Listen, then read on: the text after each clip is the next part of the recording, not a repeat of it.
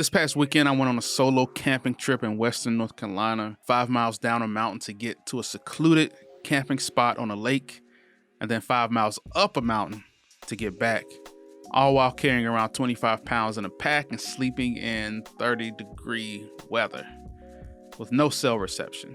And I realized how important rest and recovery is. It's easy to work and work hard. I heard someone say before that humans are pack animals and we're built for long, hard labor.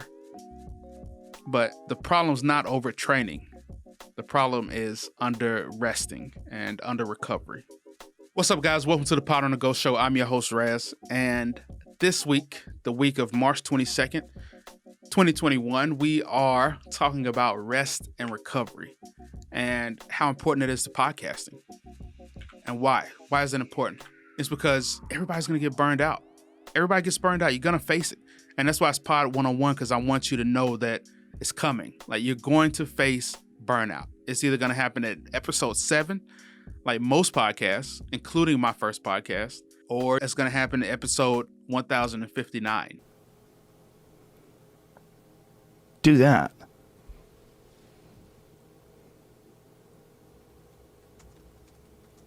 Almost everything will work again if you unplug it for a few minutes, including you and Lamont. So today I'm going to take you through just a few tricks and tactics that I've used and learned about over the years to avoid burnout. What you're going to find out is around episode 7 or 10 or 20, you're going to find out how much work it is. And you're going to start asking yourself questions like, why am I doing this? Is this worth it? Is anybody listening? Am I just talking into a void and nobody cares?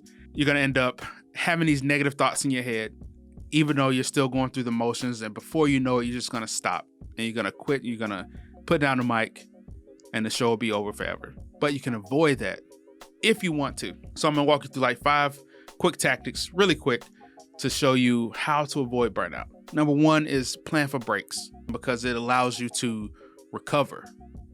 It allows you to refocus and re-strategize. Some people add in, they'll replay a classic episode. I do that with a couple podcasts. Another thing you can do is just scale down the amount of episodes. If you're doing 4 episodes a month or 5 episodes a week, scale it down. Just do 2 episodes a month and put out better content, more quality content. Make the episodes shorter.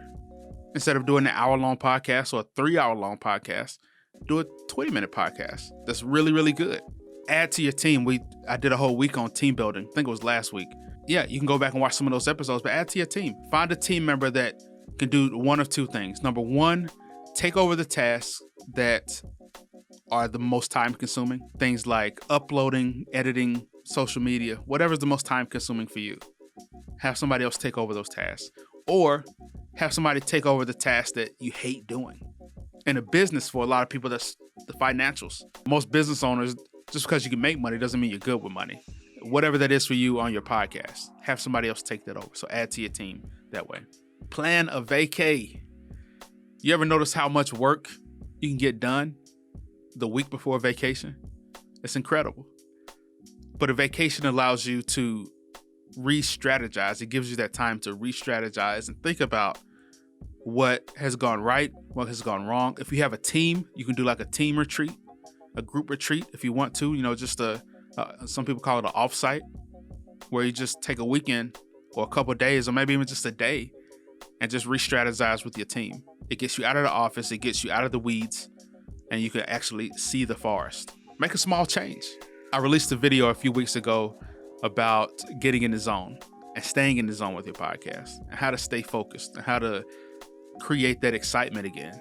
And a big part of it is actually making a small change, like doing something that's going to challenge you just a little bit, whether that's increasing the value of the production. It could be bringing on a different type of guest that relates to your podcast, but not necessarily from your industry. It could be a lot of things. You could change the intro, change the music. There's a lot of things you can do to improve your podcast and make a change that will just, excite you again and get you in the zone again, give you a little bit of a challenge. And lastly is don't start.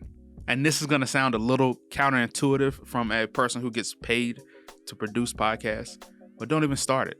Like, if you're not 100% in on launching a podcast and you don't have a ton of excitement behind it, then don't start. And I think Derek Sivers says it best.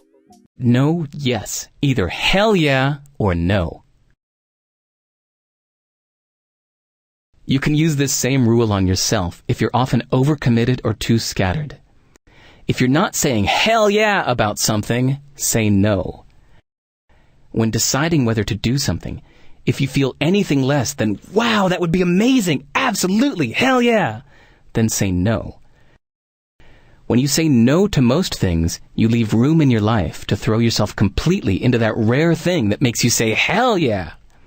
Every event you get invited to, every request to start a new project, if you're not saying hell yeah about it, say no.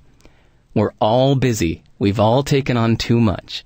Saying yes to less is the way out. Remember to take care of yourself. You can't pour from an empty cup. All right, guys, that's it for today. I got some new sponsors. So if you want to support the show, you can check out the links in the description. Canva, Envato, and of course, Pod on the Go. So yeah, I appreciate you guys for watching. This has been the Pod on the Go show. I'm your host, Raz. Have a great night. I'll see you tomorrow. Peace.